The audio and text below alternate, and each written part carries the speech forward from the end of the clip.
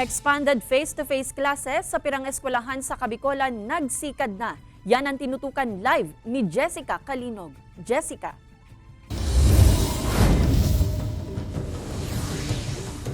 Kate, makalihis ang haros 2 taon na paghahalat, nakapuon naman giraray kan sa indang limited face-to-face classes ang sarong eskwelahan sa Banwaan in Goa, kung sa instriktong pigpautob man giraray ang health protocols. Count by threes? Ha?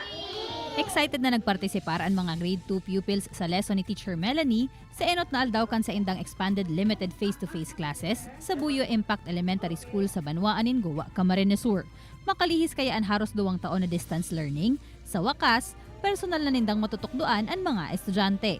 Poon po sa Lunes, hanggang sa magtapos ang school year garo, gabos na po na eskwela sa Buyo Impact Elementary School, gabos na po malaog sinda sa face-to-face. Ang mga estudyante sa grade 1 hasta grade 3 mo na anpid palaog sa nasambitan ng eskwelahan ngunya na semana. Kung sa 15 estudyante kada classroom sana, anpig tugutan.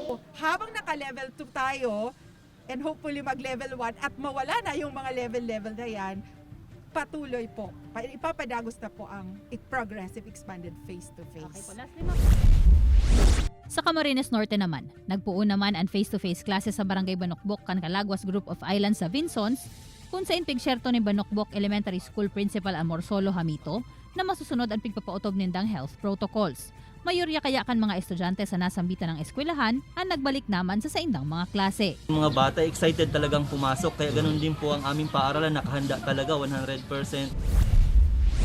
Sa syudad ng Ligao, Albay, nakatalaan naman na puunan ang face-to-face classes sa maabot na March 7, 2022. Apwera sa 7 eskwelahan na enot ang nakabale sa pilot implementation kan mga nakaaging bulan, nadugangan pa ininin 13 iba pang eskwelahan. 12 digdi ang public elementary schools, asin saro sa public high school. We focus only on the yung 1 meter social distancing from each learner. Kung marurumduman, enot naman na sinaysay kan DepEd Bicol na haros 900 na mga eskwelahan sa Bicol ang piglalaomang makabale na sa face-to-face classes ngunya na bulan.